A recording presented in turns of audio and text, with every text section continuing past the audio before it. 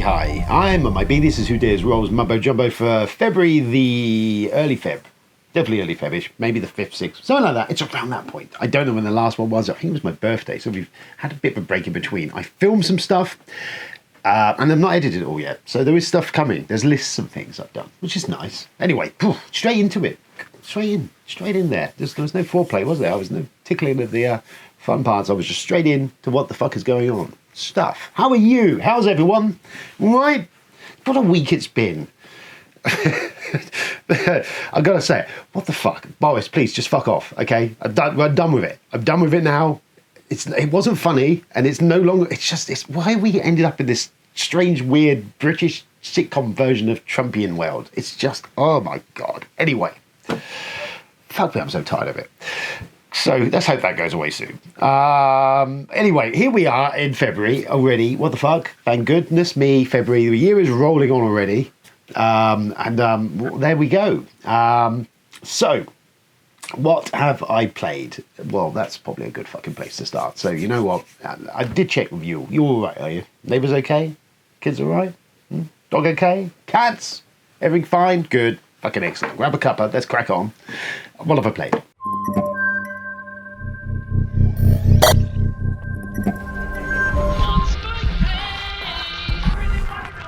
So played, I can't remember from the last video what I covered in the played, so I'm just going to go for a couple of things I've played most recently, and I may have missed other stuff.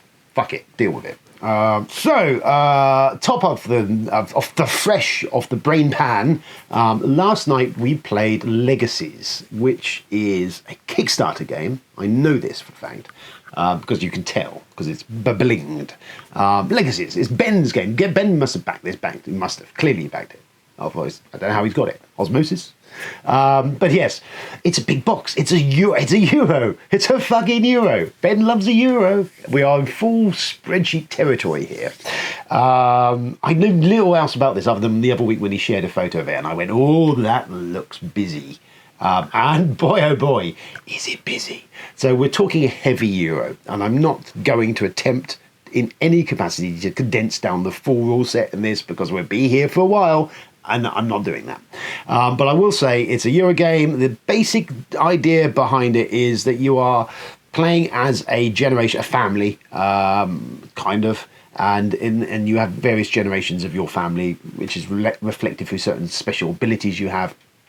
And you're investing stocks and shares and meeting and greeting people. Seems to be like dealing in high society, maybe, and making money with stocks and shares, kind of investing in stuff. Kind of that. I'm vague because I'm not entirely sure of the thing, but that's kind of it. It's kind of like Legacy de Duke de Cressier thing is a Portal game. I think it's that kind of thing. This kind of telling this story. Much like, as I mentioned when Ben gave us the Tupley tour of it, it feels a little bit like My Father's Work, which I've got coming. I backed that, and it's kind of the mad scientist version of this. Anyway, we will digress if we go any further to that, and when I get that and it appears, we will go into that more deep and bigger detail. All right, so Legacies. It is this game of you have a character at the start of the game. There's an interesting flip in it when we didn't play it with the first game because they said themselves it's not a good idea. Is your character board, which I will show images because I took photos. Fucking A.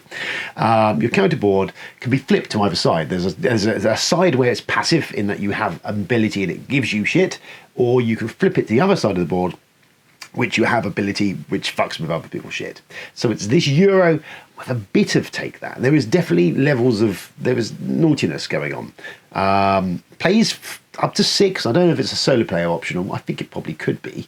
But it definitely plays up to 6, which is, I will say now, I can never see us playing this 6-player. It would be like a Twilight Imperium level of play. Anyway, because we started playing this at 8 last night, and I think we finished about midnight. However, the teach was significant, and we had Bob there, which is always a problem, as we've learned before with teaching Bob stuff, especially something that requires him to have the attention span above that of a gnat. And then Robbie was there, and that's always the trouble, because he's often known to just stare at the wallpaper for like 10 minutes, and boom, Robbie, back to earth. So it's this game of this doing this generation thing. You essentially have actions. You play cards from your hand, and they're multi-use cards. So you can use one of the various things on them to do a thing. They will either be giving you resources or somewhere to go on the board to get resources. And you're essentially scoring either victory points, which I think is fame, or you have a thing called a foundation, which is this other track that runs right around the board, which is kind of money goes into, and that also will then equate to victory points later in the game. There is played over 3 ages, but each of those ages is broken into 2 parts. And you play on your turn a couple of cards you can play, and then once you've played at least 2 cards, you can then choose from this randomized set of tiles. I think they're always the same, to be fair. I don't think there's any that we didn't see, which have kind of game-ending end of round abilities, trigger stuff to usually mean the stuff that you've been doing and moving around during the game. You can then trigger them to give you money or stuff. That's it. And I think I'm going to leave it at that in regards to not going any deeper. There's a lot to this. There's a lot of moving parts. And there's lots of ways of going about it. You have heirlooms in front of you, which are special cards that go numbered 1 to 6, that you can create your own by getting certain items and build them and pop them on one side of the board as an income generator in relation to the stock exchange thing. Or if you get other people's, then they can go on the right-hand side of the board and they will generate you fame points instead of victory points, essentially, for you having them. However, you can only have one of each number type through the series of 1 to 6 in amongst that stuff. You could buy your own, and you could potentially buy other people's. Fine. So that's kind of the mission going on. And then you've got your special ability, which will key into maybe one of those parts. Mine was related to getting stuff, items, to be able to then create those heirlooms, and it's quite useful to do that.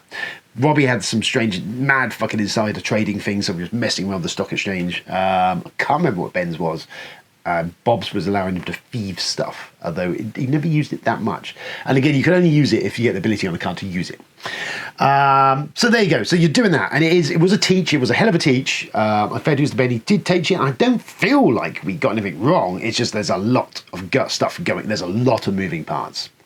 It's a very heavy point salad towards the end. Salad towards the end of the game. Where you kind of accrue this money. You got gold bars, all this bling. It all looks very gorgeous. I like that it's got take thatty elements to it, and it's got a bit of kind of off, not so Euro feel to bits. But it's heavy. It's a big, thinky game. Clearly, we've only scratched the surface of what probably is going on. However, I was left at the end of it with kind of the thing going, okay, I got it, I grokked it, I came second behind Ben, and I kind of clocked where I missed tricks. It was close with us two, the other two were further behind.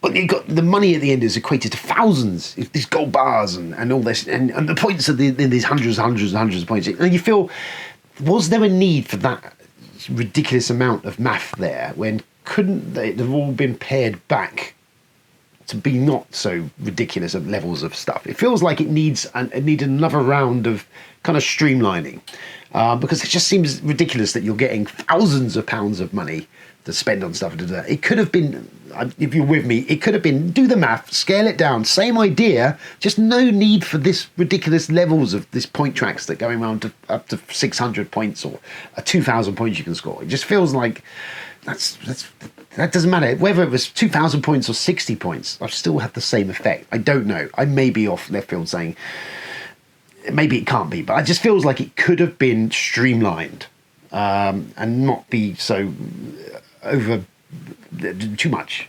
I'm not making sense. I appreciate it. I'm not making fucking much sense, maybe I am making sense, if you understand what I'm going for.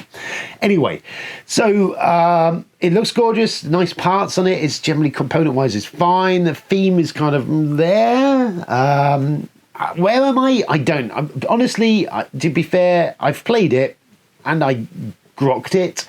Did I enjoy it? I didn't massively enjoy it. It's not like one of those games where I come away with like Origins, we mentioned, and some other games, where I come away from it and I'm like, oh, Tapestry, that kind of that sweet spot where you're like, I fucking liked that. I liked what that was doing. I want to play in that park again. I want to get a more feel for that. And I didn't come away with that appetite, that sort of, oh, want another go at that. I came away going, there was a lot going on. So yeah, I don't know really on that one. I'm sure he will want to play it again. I don't know what he spent on it. I'm suspecting quite a few. Those thousands of pounds equated to the game, I feel. It can't have been cheap. It's a big box, it's lavish, it's been blinged, as we say, within an inch of its life. But it is essentially, at the end of the day, it's a heavy Euro with some Anel Clash garnish to it, I will say. I would be interested to see how the different player powers on the more negative side would play out. There was definitely cards amongst the cards when we drew them that had options for you stealing stuff off people. So there is a bit of a take that element, which I like. I do enjoy that. Not very much random in there. There is a dice included, but you never roll it, and it's just a marker, essentially. So yeah, and there we go. I don't know if you even knew the game. I must admit, it was fresh to me when Ben first mentioned it. I'd missed it on Kickstarter or wherever he got it from. And I was left like, okay, there's a lot going on. I get it. Do I want some more of that? I don't know. I would like to see, because I get a feeling some of the powers seemed a little OP-ish in comparison to some others, maybe, but that's a fucking dick move to make. Well, I played it once, I think these are overpowered. But it's that cosmic encounter feel, which is not a bad thing. I'm not saying a negative thing. I quite like that asymmetric feel where you've got something that feels a little bit breaky, game breaky. I like that sort of stuff, so I can't argue that that's not something that makes me go, ugh. But yeah, I don't know. However, despite all of that stuff and some stuff I like, I've not come away from it going, I want to play that again. I have the appetite to play it again. I will play it again, and I have no doubt that Ben will want to. And it feels like a game you need to play again. It's one of those, you need to get a good 2 to 3 games in of it to really kind of grok maybe what it's doing, and find what routes there are, because I think there is a lot going on. So that's that. That was Legacies. I don't know who the designer was, can't think of the top of my head. If I can find it, I'll put it on here. But he designed it, and it's got stuff in it, and it's that sort of stuff and things. And it looks like this. Then we played Pandemic Legacy Season 0. We played a couple of games of that on Sunday of last week. I'm going to play it again hopefully this week. So Legacy 0, it's the third of the Pandemic Legacy games. This one is set in the Cold War, so it kind of piqued my interest. I do like a bit of Cold War, that sort of 70s spy thriller type shenanigans. And I liked the original Pandemic Legacy Season 1 was brilliant. Number 2, I think I've covered. If not, we broke it, so I feel we've never finished it. It was almost too much Legacy, too much of all that. It kind of lost its way. Now, I've heard that this is supposed to be, a lot of people said this is the best version of it. I put it on the birthday list and I got it for Beloved, picked it up for my birthday, so I felt like, let's go for it, let's dig into it. So yeah, it is set in the 70s, 1970s spy Cold War thriller thing. There's no virus in the game as of yet, and I'm not going to go spoilering stuff, but essentially the virus in this version is kind of spies. They've got different spy groups around there, and there's some really interesting mechanisms in how the game plays just on its own. It's quite interesting, fucking interesting. It is interesting. I played there's a prologue version of it which doesn't alter anything legacy-wise, so I played that on my own with a couple of player characters just to kind of grok it and see if we needed to play that as a group with that or just to dive straight into the campaign, which we dove straight into the campaign. But I liked what it was doing. It's very similar to Pandemic in that you're going to these locations and trying to control this situation.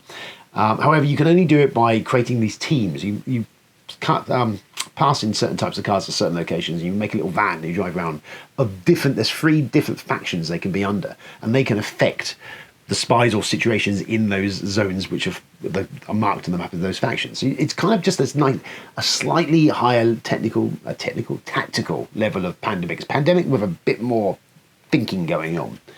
And it works. I enjoyed that prologue game. It's just, actually, this is quite a cool game. So we dove into the first January, February of the game, and I like what it's doing. You've got these really cool, the components are really good, what you've got in there. It looks different, aesthetically different. I like the pieces in it. You've got these really cool passports that you kind of put your secret identity in, and you'll slowly add like all bits to it. And the best thing is you can eventually blow your cover so they can't be used anymore. I went for exploitation Foxy Brown type character because, it's the 70s. So yeah, that's it. I mean, without diving into it too much, there's a storyline there which is kind of cool, and I feel that this is going to be interesting. There's already layering some of that 1970s Cold War vibes of who do you trust There's like characters in the game you're hunting for, giving you reports, mission reports, and even there's a nice touch in the game, and I'm not spoiling much, I don't think, in that at the end of a round you get the option of submitting a mission report. And you could choose potentially to withhold information or not in those reports. So it's kind of, I like that level of paranoia. I'm presuming, I guess, down the road there's going to be some shenanigans. I hope, I pray there's going to be some cool twist type moments, double crosses coming. I hope and pray. I can't see how not. And the theming's nice, and you're essentially trying to say the Russians are developing a virus, this Medusa virus, I think it's called, and you're kind of investigating into that storyline in the early parts of the game, and this spy is defected. And I like it. It's got that thematic stories coming through there. It's got that same vibe of this kind of Netflix series, that 12-part series. You're kind of working for the story. And we won the 2 games, but it was to the fucking wire. The first one, it was literally the last card play. We just pulled it off in the first game. And the second, I feel, again, was the same. And I think there's a nice bit of legacy stuff coming into the game, being opened up. We barely scratched the surface, really. But that's nice. I like how it's all working coherently. If you enjoyed Season 1 of Pandemic, at the moment, 2 games in, I will say it feels like a much better version of that, if that makes sense, rather than the bloat and the crazy what coming number 2. And so far, I'm digging it. I'm really interested to see where it's going to go. And I can't wait to when we get one of those pandemic, those legacy moments where you go, fucking yes, something really fucking comes out. You get a box of good shit. I love a legacy game. It is like Christmas morning every time you open a good thing on that. It's just, I don't know how you couldn't enjoy a legacy. For me, it's such a buzz of that. Ooh, what's in this? What's in this surprise? What's this thing? And the game evolving and changing. I love all that shit. Fucking brilliant. If you don't know, what's wrong with you? How can you not gain any level of pleasure from that? And I got to tear stuff up.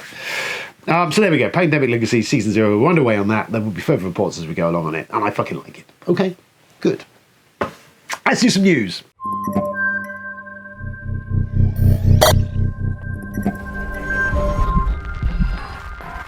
Here is the news. News then. So Stonemaier Games have finally officially announced the Libertalia reprint, although it's not apparently. So there's been some gnashing of teeth on the fan quarters for a couple of things. Number one, there's Project Sail was a Stonemaier game project, and everyone had seen he'd acquired the trademark rights to Libertalia, and everyone went, he's going to remake Libertalia. He's doing second edition, and then he went, oh no, that's not what's happening at all. I'll tell you later. And then he's turned up and said, we are doing Libertalia, and you're like, well, what? So it is Libertalia. It's got some not much more stuff in it. It's apparently a revised version. I mean, it's essentially a new version of Libertalia. For those not in the know, Libertalia is a game. I think it's now getting on for about 12 years old, actually, and it's always been one hard to get. It's either available. It was always either available and reasonable, or just ridiculous. And obviously, we're in the ridiculous stage at the moment. Real quick rundown of what it is. Essentially, it's pirate themed. You are pirates divvying up your loot on board a ship, and you have a deck of cards that everyone originally starts with the same deck of cards that are pre-built at the start from a larger deck. Each of the cards all has an ability when it's played and a power that goes on the board. So your placement and the number plays a part on when you activate and then what your power does. And it's essentially this kind of game where we all start on the same level pegging of the same sets of cards at the start, and then depending on what you play during the rounds, you lose those cards potentially, and they go, and you get different ones that slowly everyone's kind of deck is changed. So you then have this moment of this asynchronous mode where some people are going to have different cards to others because they've not played them yet. And you play this over, I was going to say 3 rounds. I don't know, maybe 3 rounds. And it's a cracking game, actually. It's a really good, interesting game. Theme works really well. The pirate theme comes through in that original game really well. The artwork and all that was really good. And it's a solid game. And it's a shame that it isn't more widely available at the moment, because it is a solid game. And it always felt like it would have done well to have had an expansion with add more cards and stuff into it. So I myself, even though I own the original Libertalia, was piqued of interest of this, because I was like, well, yes, it's going to be overproduced, clearly, but there's opportunity here for more stuff, because it did feel like it always could have done more. And there is more coming. I think there's a larger decks. I'm going to say the original decks in the original games were 60 cards. There's now like 120 cards, say. The big bone of contention seems to be, and we haven't seen much, is they've only released a box cover where we're now getting Sky Cat Pirates. And that's kind of gone, the internet's gone, oh, fucking hell, Sky Cat Pirates, what the fuck? I got to be on them. I mean, I've not seen any more yet, so I don't know. Personally, the original theme worked really well. The original game box looked kind of cool, and it all worked. So that didn't feel like we could have stuck with the pirates rather than Sky Cat Pirates. We'll see what the Sky Cat Pirate theme takes us.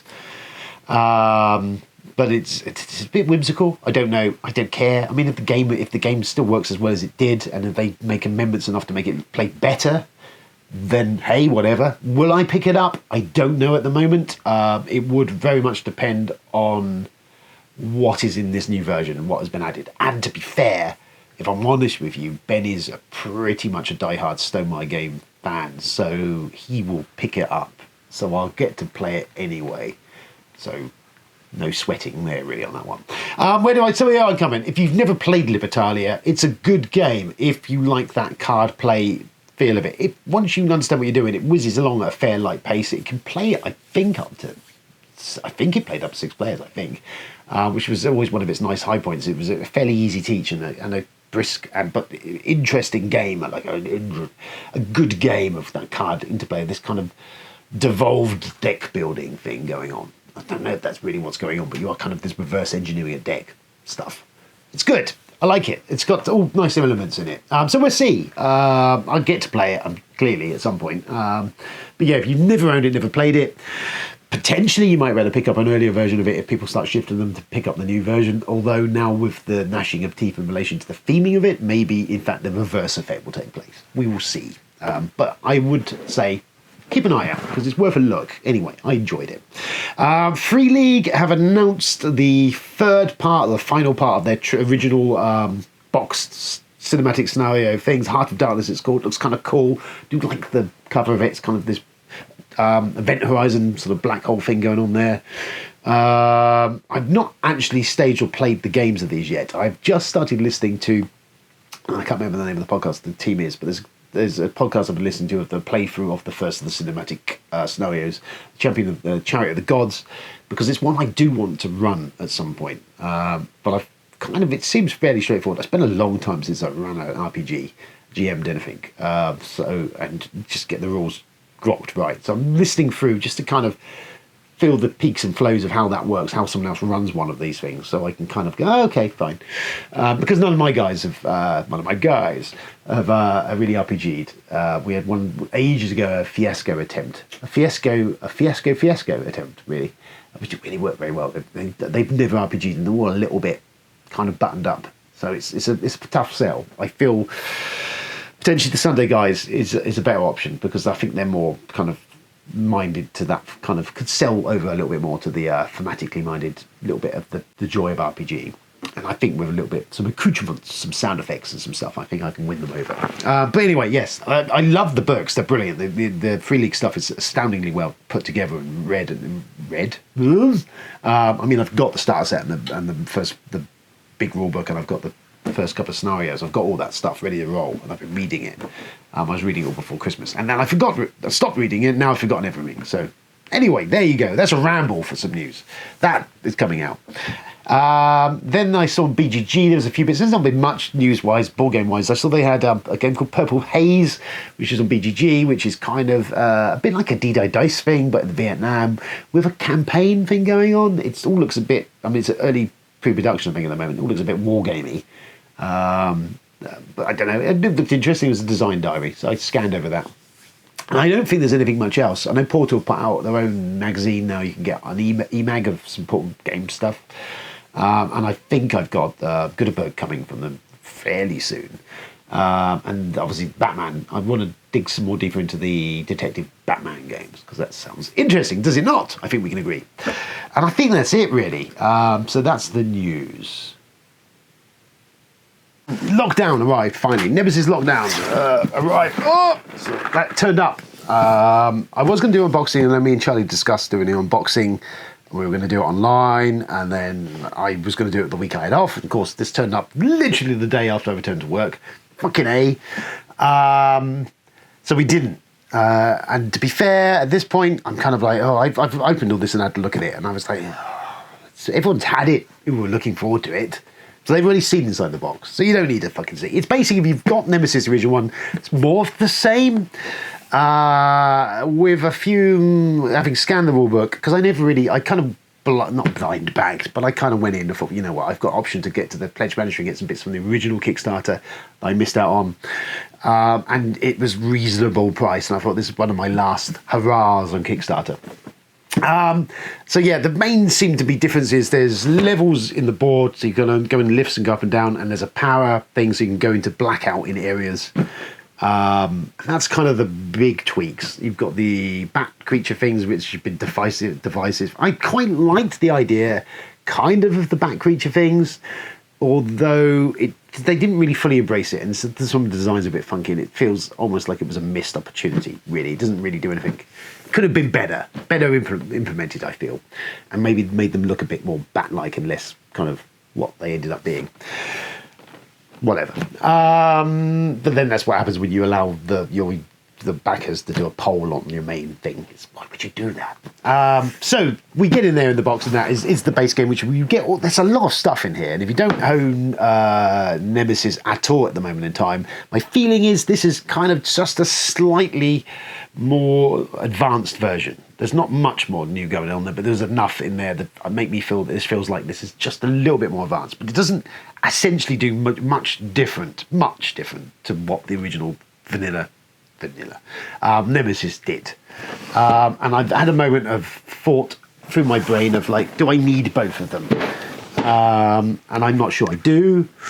So I don't know. I've unpacked it all now, because I did go for a brief moment thinking, do I just actually move this on? Do I need it in my world? Don't know. It all looks it's a little bit more polished. It looks nice, but I am at that point of like, I've kind of got this game, and it's the same game, but it's aliens in space, so you know. So anyway, Nemesis Lockdown, they come for the stretch goals, which is cool, adds this kind of, which I did like when I was reading the Kickstarters, of this alien species, which is like a kind of planted, Audrey, carnivorous plant thing that will spread throughout the base. That sounds kind of cool. I don't know how it will work in actuality, if it's going to be as cool as it is.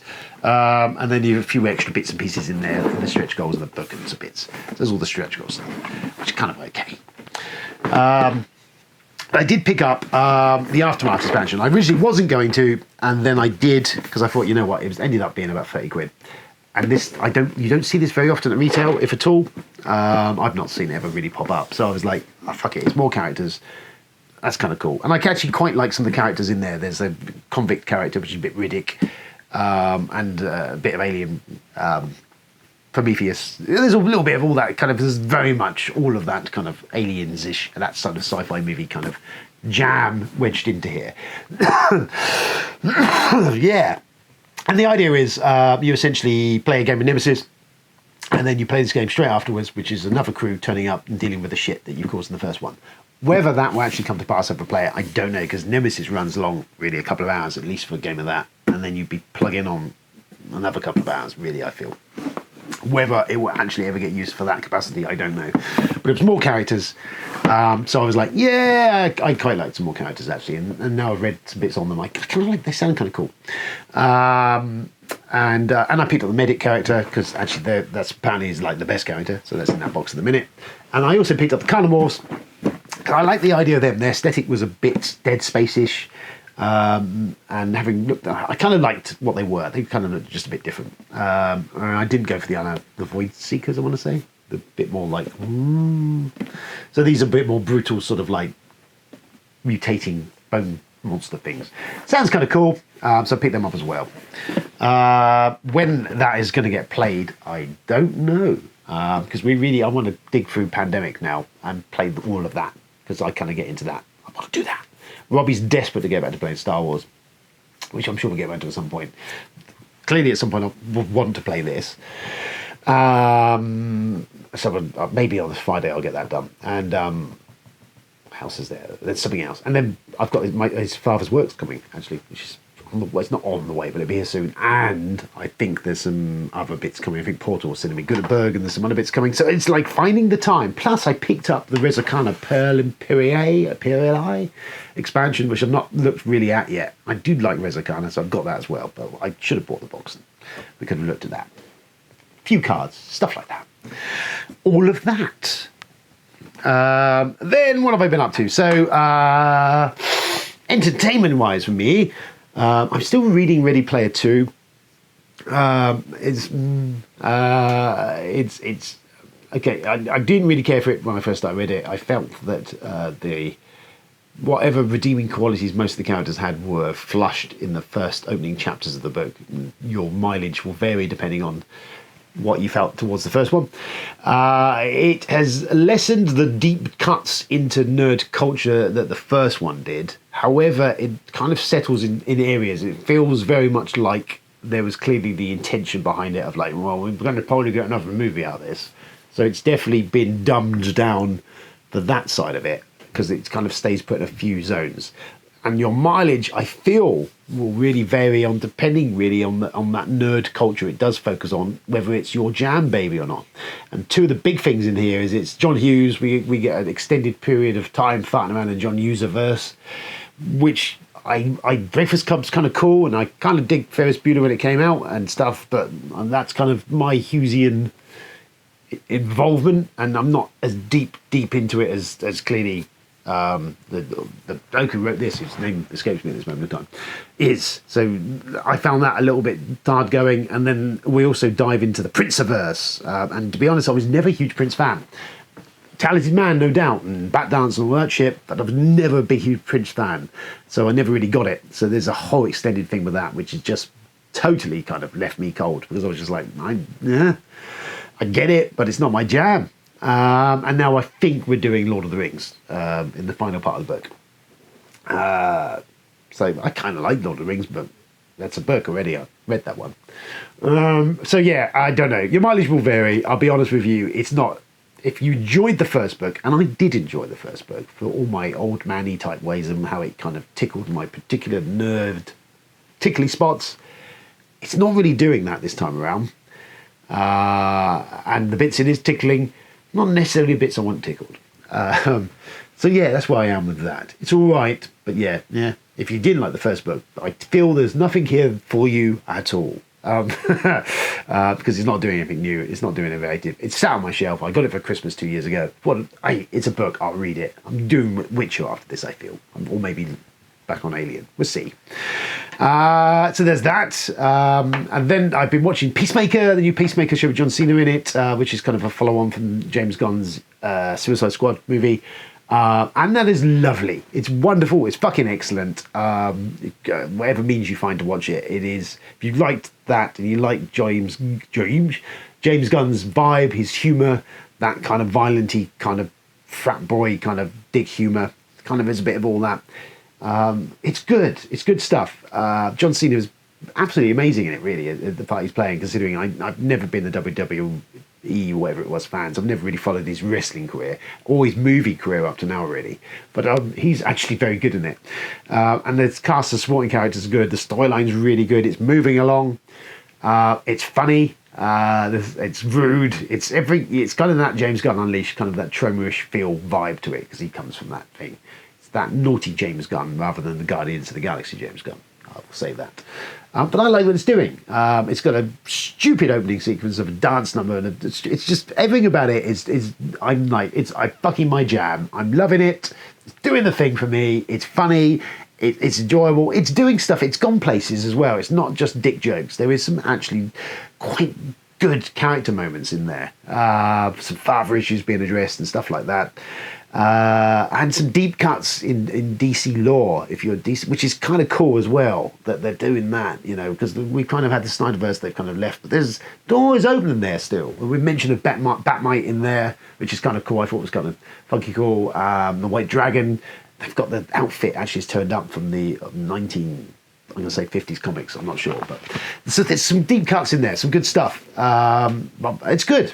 Just good. Just fucking take my word for it. If you're a fan of any of that James Gunnian stuff, I think he wrote and directed nearly all of these fucking things. The man's a machine.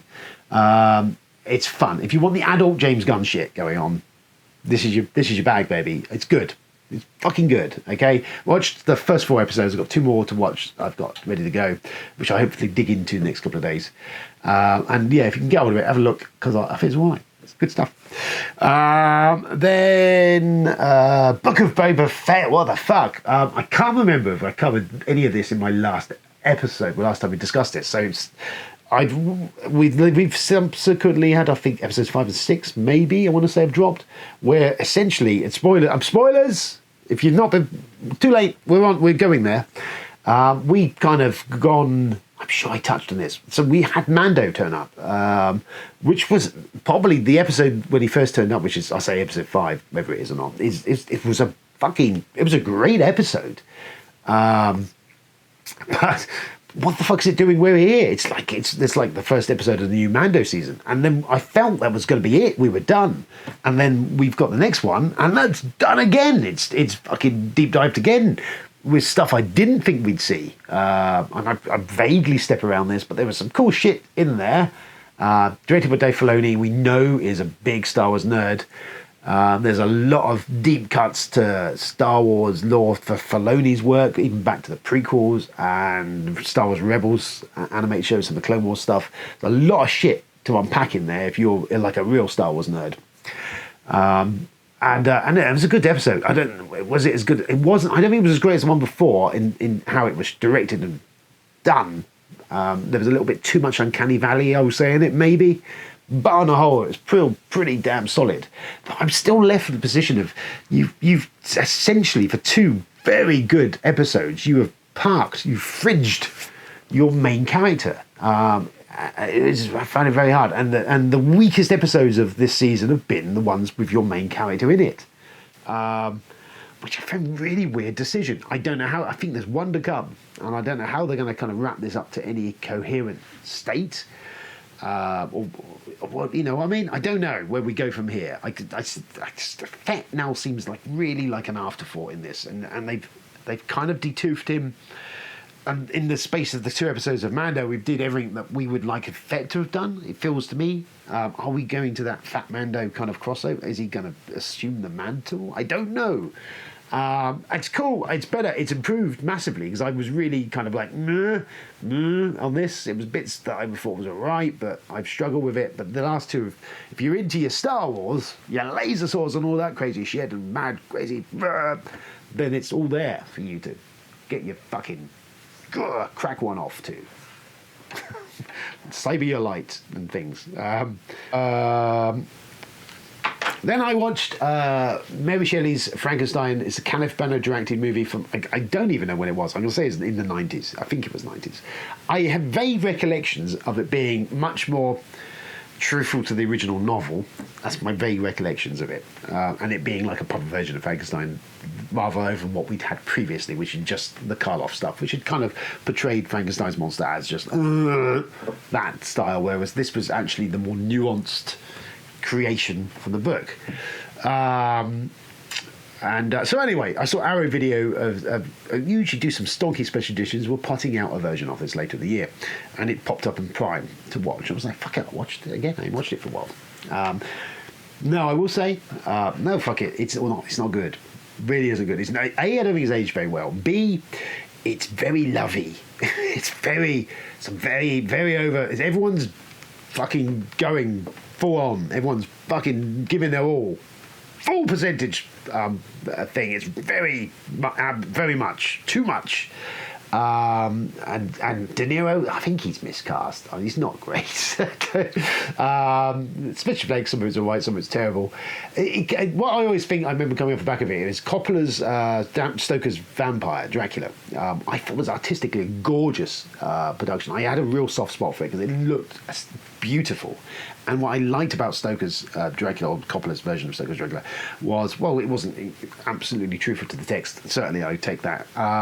It used special effects. I think all the special effects in it, and nearly 90% of them, were all done in camera, done that way. They were the traditional camera effects, and it kind of gave it that artistic quality that worked really well. Whereas this doesn't have that going on. It's stylized in certain places, but everyone is just overhamming it. And there's this ridiculous moment when the creatures first birthed out of this giant pool of ambiotic liquid. That it's just borders on departure laughable, where Kenneth Branagh is rolling around naked with a naked Robert De Niro in slime, and it just goes on and on and on, and you're like, okay, what the fuck is going on here? So yeah, and Branagh's a bit more full on, and it's not aged well. It's not great. I would say save your fucking money. I wouldn't go for the Arrow video release. I've left the baby monitor on and I can hear discussion going on in the house. The little man is loose in there. We should have brought him in. We should have had a fucking Isaac time soon. So there you go. So that is my ramble. That's it. I think that's me covered. They're going to interrupt us now anyway. That's it for another week. I don't know what's coming next week. We'll see. I'm going to play some Pandemic Legacy this weekend, so that's definitely a thing that's going to happen. And stuff. There's some stuff I want to watch. I don't know what. Anyway, let's crack on. Let's put a pin in this and tie it off. Thanks for tuning in. I've been Mike B. This has been me rambling on again about stuff. Some of it, I'm sure, has been incredibly insightful to you. There is some videos coming. I've got a couple of Charlie's videos that drop, which I will do. There are some videos I did that I also need to drop, some list stuff that I will be coming out soon when I sit down and actually edit the stuff and things, and then this will be out is somewhere between all that, sandwiched with it, as it were, somewhat of a poop sandwich for you. Thanks for tuning in. I've been Mike B. This has been New Days Worlds. Don't forget to like, share, subscribe, all the stuff, all the things. I don't think we've managed to make it to 400 subscribers. We've kind of stalled here. We're here, but people are interacting, which is nice. Hello, regular interactive people, all of you. You know who you are. Maybe we'll do some more of that soon. Maybe do a live thing and you can interact directly with me. That'd be lovely, wouldn't it? All right, we're going. I'm done. They're making noise now. Ta-ta. Have fun. Have a good week, and see you soon.